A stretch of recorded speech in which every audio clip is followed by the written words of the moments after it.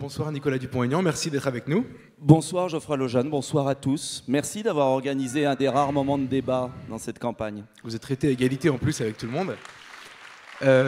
Alors, vous êtes le président de Debout la France. La semaine dernière à Toulouse, j'ai dit un petit parti, votre candidat Damien Lempereur m'a repris, il a dit c'est un jeune parti. Donc il ne faut pas rigoler avec ça. Vous êtes ancien candidat à l'élection présidentielle en 2012. Vous êtes député de l'Essonne, maire de Hyères, je crois que j'ai fait le tour. Oui. Et vous êtes entré en politique, vous êtes passé par les Républicains, enfin par l'UMP, devenu les Républicains que vous avez quittés en 2007, oui. Après l'élection de Nicolas Sarkozy. Avant, pardon. Et depuis, vous voguez sous vos propres couleurs, on va dire ça comme ça. Et vous êtes aujourd'hui candidat donc à la tête de liste pour votre jeune parti Debout la France. Pardon. Dans ces élections régionales où vous faites, dans les sondages en tout cas, des scores un peu plus importants que ceux qu'on a l'habitude de voir dans les sondages vous concernant. Voilà, j'ai dit ça proprement. La question c'est, finalement vous avez un parcours politique insolite et je voulais vous demander quelle est selon vous la finalité de la politique et quel est le but que vous recherchez depuis toutes ces années? Quand vous dites un parcours politique insolite, c'est tragique. Qu'est-ce que je veux dire par là? C'est que j'essaye d'être sincère, enfin je le suis d'ailleurs. Et justement, dans la vie politique française pourrie jusqu'à la moelle, ça paraît insolite. Quelqu'un qui dit ce qu'il pense, qui à plusieurs reprises a quitté, j'en prie, a quitté des postes, des fonctions, parce que ce qui a été voté ou proposé était complètement contraire à ma conscience. Je pense au traité d'Amsterdam sur les frontières, je pense à tous les traités qu'on nous a fait avaler. Ça paraît insolite. Et vous avez raison, d'ailleurs, le mot est juste, mais pour moi, la politique, elle sert à quoi? Est-ce que c'est de faire une carrière, d'avoir des postes, des fonctions, ou est-ce que c'est de servir l'idée qu'on se fait de l'intérêt général, du bien commun? Et il n'y a pas de démocratie possible si les femmes et les hommes politiques qui se présentent aux élections renoncent à ce qu'ils sont, à ce qu'ils portent, à ce qu'ils représentent. Parce qu'à ce moment-là, ça veut dire que tout le jeu politique est trahi. Et si on en est là aujourd'hui en France, avec 25 millions de Français qui ne votent plus, avec d'autres qui ne savent plus quoi voter, c'est parce qu'au fil du temps, il y a eu tellement de trahisons, de double discours, de fausses promesses. Et quand, entre nous, j'entends depuis des semaines les catalogues de propositions sur les élections régionales, alors un petit peu pour le sport, un petit peu pour la culture, un petit peu pour la manif pour tous, un petit peu pour ceci, un petit peu pour cela, mais on nous prend pour des imbéciles à longueur d'année. Et un jour, je me suis dit, j'ai la chance d'être maire d'une ville, les gens me font confiance, je l'ai redressé avec mon équipe, pas tout seul. J'ai l'honneur d'être député, j'en avais rêvé quand j'ai été gamin. Premier engagement, c'est à 13 ans pour Chaban-Delmas. J'ai cette chance, et je vais faire comme les autres, et je vais finir comment, à ne pas me regarder dans la glace, et à me dire à quoi j'ai servi. Alors peut-être que j'aurais eu des plus beaux postes, entre guillemets, mais pour faire quoi? Pour être le larbin à Bruxelles? Donc, un jour, je me suis dit, si tu veux pouvoir te regarder dans la glace, et plus que ça, parce que ça, à la rigueur, mais voir tes concitoyens droit dans les yeux et leur dire, j'ai fait tout ce que j'ai pu du mandat que vous m'avez confié quand vous m'avez élu. Eh bien, si je veux faire ça, il faut que j'accepte d'être libre, il faut que j'accepte de reconstruire un mouvement, il faut que j'accepte de galérer, il faut que j'accepte d'être traité de petit, il faut que j'accepte, c'est pas contre vous, il faut que j'accepte un autre parcours, beaucoup de risques, peut-être l'échec, mais en tout cas, la réussite de mon âme. Et je pense que si on faisait tout ça, la France n'en serait pas là. Ça ne veut pas dire que je demande aux gens d'être d'accord avec moi, mais moi, je ne peux pas... Je vais vous dire, je ne peux pas faire une liste régionale avec Madame Joanneau et venir dire ce que j'ai entendu tout à l'heure. Voilà. C'est clair, net, précis. Parce que c'est ça le problème de la vie politique aujourd'hui dans notre pays. C'est la cohérence. Et si vous ne croyez plus les hommes politiques, et si dans la rue, quand on va distribuer un tract, j'étais à Étampes ce matin, les gens nous disent « du balai, vous êtes tous les mêmes », c'est parce que le double discours... Le fait de prendre les gens pour des imbéciles, les Français ne sont pas idiots, ils voient la réalité, ils voient la sincérité. Alors après, je ne demande pas aux gens de partager mon combat, j'ai mené un combat sur ce que je crois être bon pour mon pays, On aime, on n'aime pas. Mais je n'ai pas changé d'avis et j'essaye d'être cohérent.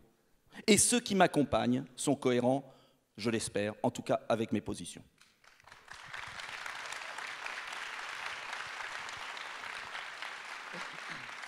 Vous savez, je voulais pas vous vexer.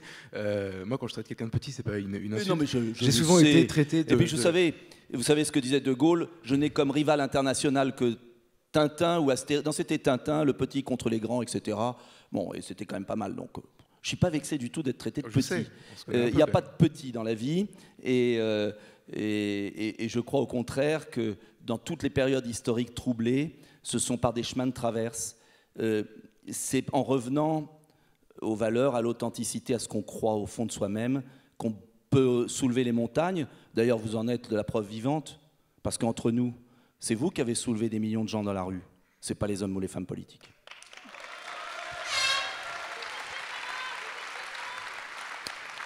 Il y a une critique qui vous est faite régulièrement par vos adversaires. Ils disent Dupont-Aignan, il vient à l'élection en Île-de-France pour se montrer avant d'aller à la présidentielle, pour avoir de la notoriété, etc. Moi, je voudrais vous entendre, du coup, la question c'est quel est votre projet pour la région, puisque vous êtes candidat à une élection régionale, après tout, pour leur donner tort. Je vais vous dire, cette critique, elle serait valable si j'avais jamais été candidat à la présidentielle. Alors là, on pourrait dire, oui, tiens, il veut se servir de la région. J'ai déjà été, j'ai pas de problème d'ego là-dessus. En revanche, ce mouvement politique Debout la France qu'on a créé, je ne suis pas tout seul, même si on m'entend plus que les autres, parce que c'est difficile de percer le front médiatique, il sera présent dans toute la France pour montrer qu'il y a une autre voie possible, qu'il y a une alternative, et qu'il n'y en a pas qu'une alternative. Ceux qui ont gouverné, on sait ce qu'ils valent, ils ont déjà essayé, on les a testés. Il y a une autre alternative qui se fait entendre et qui, à mon avis, apporterait plus de problèmes qu'elle en résoudrait. Et nous, justement, on veut créer la bonne alternative. Et pourquoi en Île-de-France, je suis tête de liste? Parce que je suis maire, et on me l'a assez reproché d'être maire. Je suis le seul maire à avoir été, c'est désolé d'être prétentieux là-dessus, réélu à 80% des voix dans une ville de banlieue 3 fois de suite. Et comme maire, en banlieue parisienne, en Essonne, j'ai vu passer des conseillers régionaux de droite, de gauche, incapables de résoudre les problèmes quotidiens. Des trains qui arrivent à l'heure, la sécurité dans les rames, des carrefours qui fonctionnent, la sécurité dans les lycées. Et je les ai vus passer.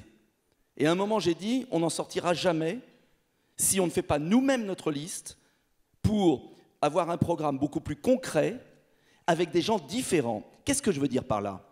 Vous savez la célèbre phrase d'Einstein, ce ne sont pas ceux qui ont créé les problèmes qui pourront les résoudre. Eh bien, si on ne met pas à la région Île-de-France des gens différents, qui savent ce que ça veut dire prendre le train le matin, qui savent ce que ça veut dire s'engager. Et je vais vous donner un exemple. Ma liste rassemble des maires de terrain dont on ne connaît pas le nom.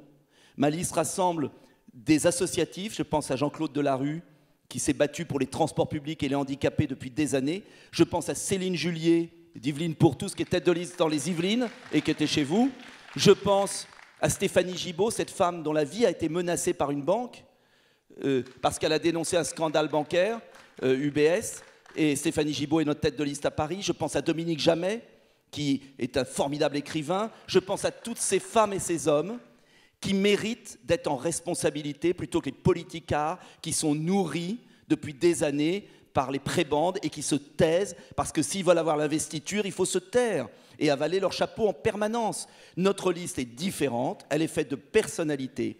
Pour régler les problèmes de la région Île-de-France, des problèmes très concrets, il faut mettre des gens différents, qui ne sont pas prisonniers des intérêts et des appareils. Et ensuite, et je ne veux pas être trop long parce qu'il faut des réponses rapides, j'ai un programme beaucoup plus concret et je n'aurais pas été candidat, autant se le dire franchement, s'il y avait eu une personnalité, même d'un bord et d'un autre parti de droite, qui avait pu porter un programme concret. Mais quand je vois, et on va être franc, que Valérie Pécresse et Barthelone portent exactement le même projet du Grand Paris, 30 milliards d'euros, qui a déjà fait augmenter la feuille d'impôt, qui est un projet délirant, qui va ruiner l'Île-de-France et qui va ruiner les contribuables, et que ce projet en plus ne résoudra pas les problèmes des RER qu'utilisent 3 millions de gens par jour, je me dis mais on marche sur la tête. Je veux une région Île-de-France avec des élus enracinés de bon sens, qui puisse traiter les problèmes des citoyens, des habitants, sans chercher midi à 14 h. Et c'est vrai, je fais 10 fois moins de promesses qu'eux. 10 fois moins. Parce que le temps où on aligne des catalogues de promesses catégorielles en fonction de cibles de communication, c'est fini. Si on veut voir stabiliser les impôts, si on veut que la parole publique ait un sens, il faut que les hommes et les femmes politiques arrivent à résoudre les problèmes de nos concitoyens. Sinon, on va finir avec une révolution violente. Et c'est le sens de ma liste. Après, j'offre le choix. J'ai vu que c'était une faute morale de me présenter. Ah, en quoi la démocratie serait une faute? Il y a 2 tours de scrutin. Il y a un premier tour et un deuxième tour. Et en démocratie, c'est en affichant ses convictions au premier tour qu'on pèse au second. Mais vous avez remarqué comme quoi les grands partis veulent supprimer le premier tour, parce qu'ils veulent rester entre eux. Eh bien moi je vous dis que ma liste, elle est composée de gens sincères, qu'on a une priorité absolue sur les transports, sur la sécurité, sur les familles, on va en parler, qu'elle veut un renouvellement des élus régionaux, de gens propres, qui ait une autre conception du pouvoir. Et puis après, c'est aux électeurs de trancher. Moi, je ne fais qu'offrir, très modestement, le choix. Alors, en effet, on va parler de la famille. Vous avez... Non, mais vous ne vous sentez pas obligé d'applaudir à chaque fois. Oh, ça fait plaisir quand même. On n'est pas au... Hein. Vous avez un discours très identifié, notamment à cause de la présidentielle, et puis c'était votre motif de divorce avec l'UMP, sur l'Europe et sur toutes les questions qui touchent à la construction européenne. La question que je voudrais vous poser aujourd'hui, c'est... Si je peux juste me permettre une référence, c'est que c'est curieux, pendant 15 ans, j'ai répété la même chose sur l'Europe, et tout à coup, avec ces tragiques attentats qui nous bouleversent, le phénomène des flux migratoires, finalement, tout le monde redécouvre les frontières. Mais ils ont tous voté leur suppression. Nous étions deux députés en 98, Philippe de Villiers et moi-même, à avoir refusé le contrôle, l'absolution des frontières. Et ça, ils ne vous le répètent pas. Et justement, je voudrais vous emmener sur un terrain où on vous entend en général un peu moins, c'est celui de la famille. Quelle est la conception de la famille que vous défendez dans votre projet, dans votre corpus politique? Alors moi, je vais vous dire, je suis trop pudique et je ne sais pas, peut-être là-dessus, me vendre. Et je ne vais pas vous faire mon pédigré familial parce que je n'ai pas à le mettre en bandoulière. Je vais vous dire, la famille, pour moi, c'est d'abord le bonheur individuel. Et le bonheur individuel, ça se cache. J'ai 2 filles, une épouse que j'aime, et on a toujours caché notre famille. C'est le bonheur individuel. Je sais ce que c'est que d'avoir été privé, d'une certaine façon, d'un père ou d'une mère, et d'avoir vécu des choses pas faciles.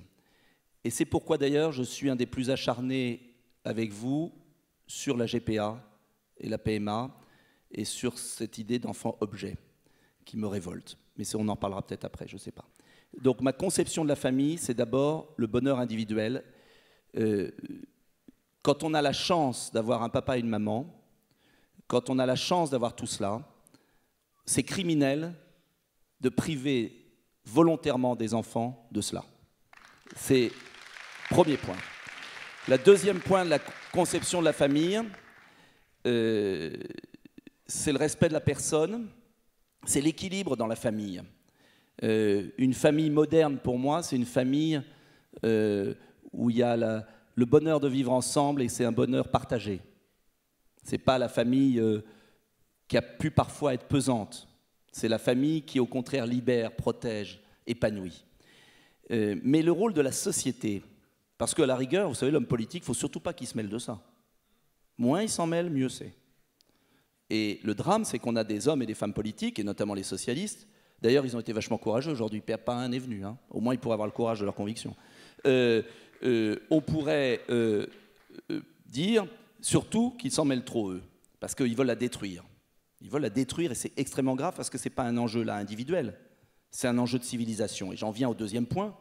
Pour moi, la famille, c'est le bonheur individuel. Mais il n'y a pas de société, il n'y a pas d'avenir de notre pays sans des cellules familiales équilibrées.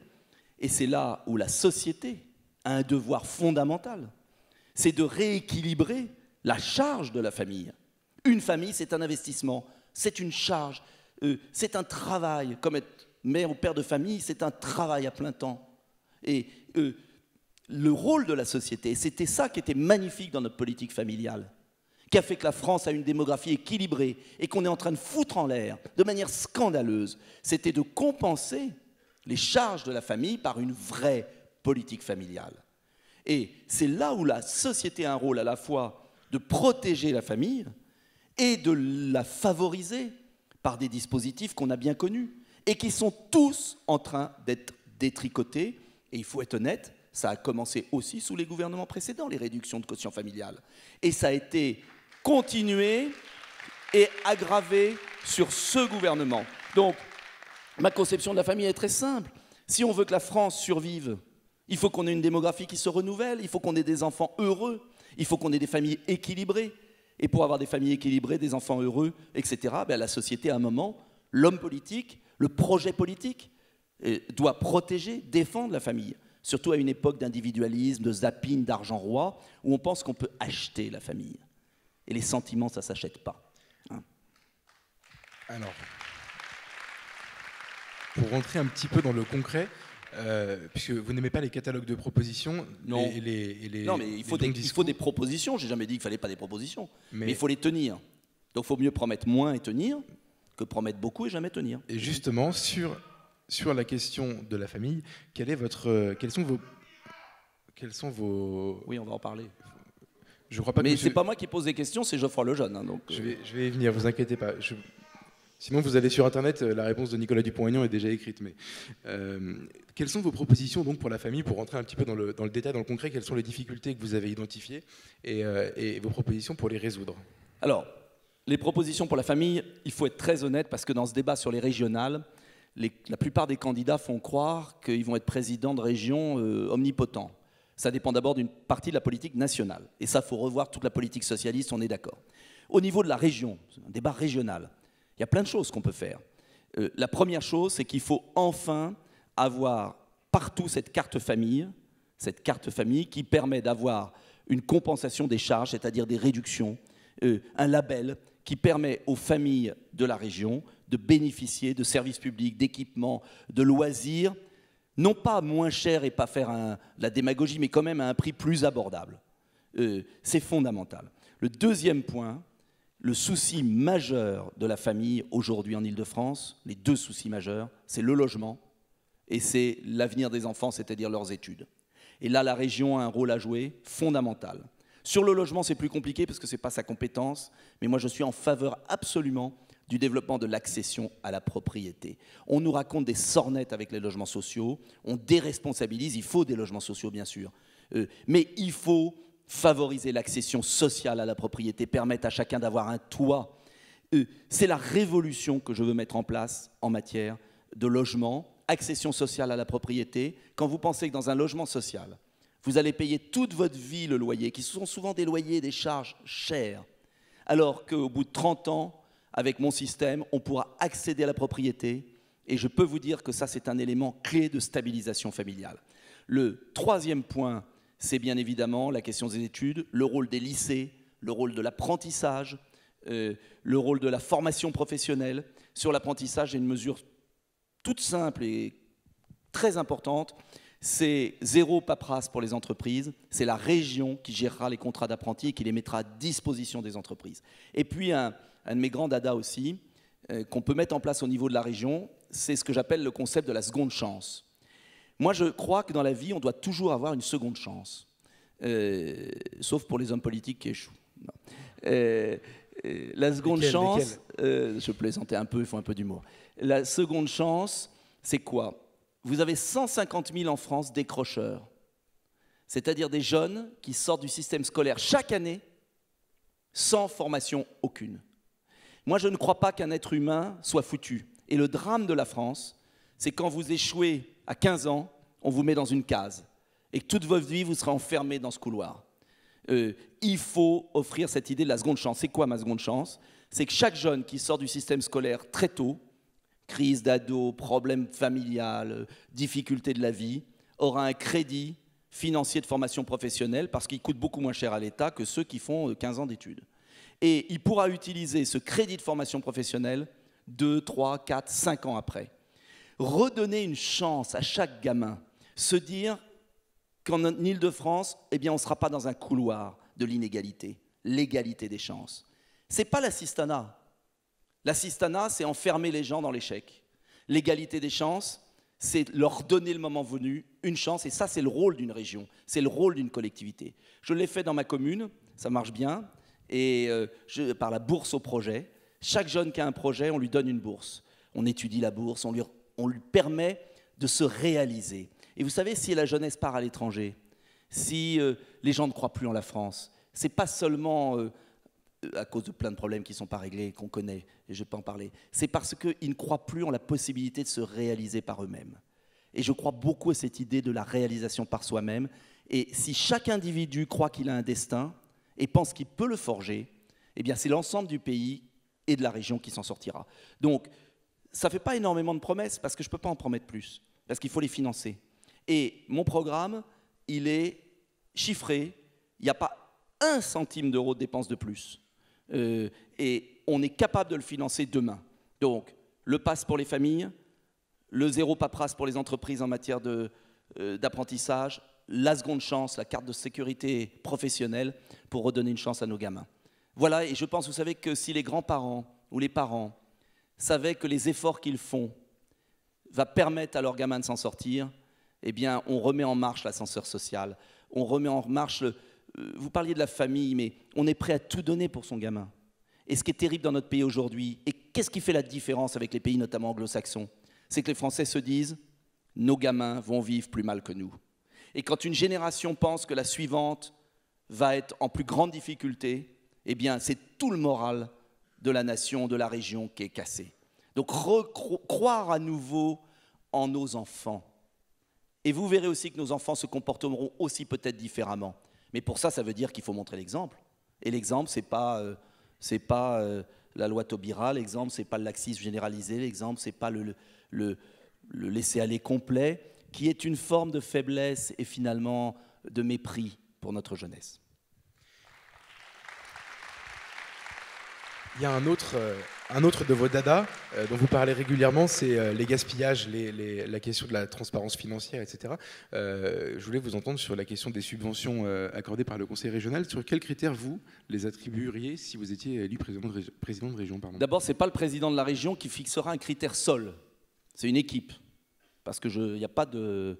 Voilà, on n'est pas en dictature régionale.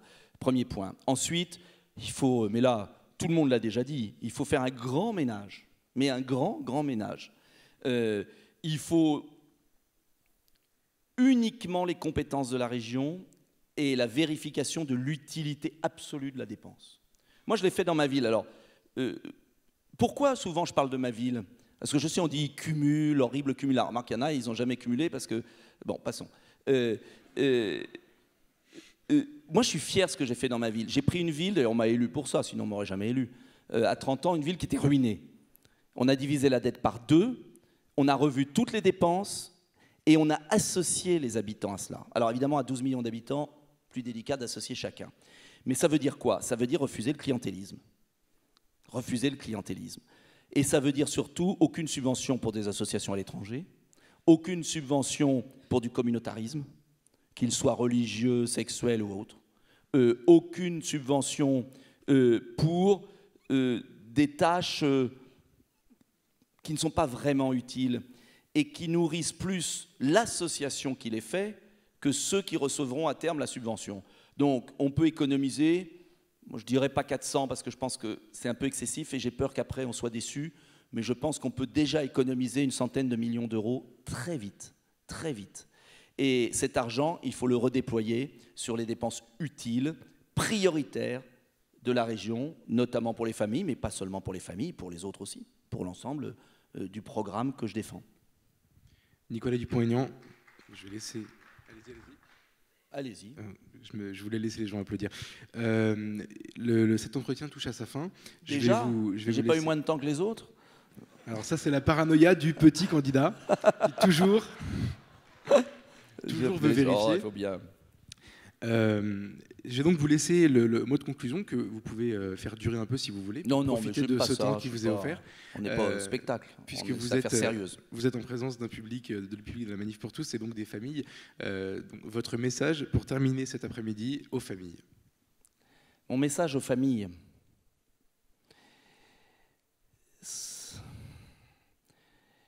Je vais vous prendre une anecdote.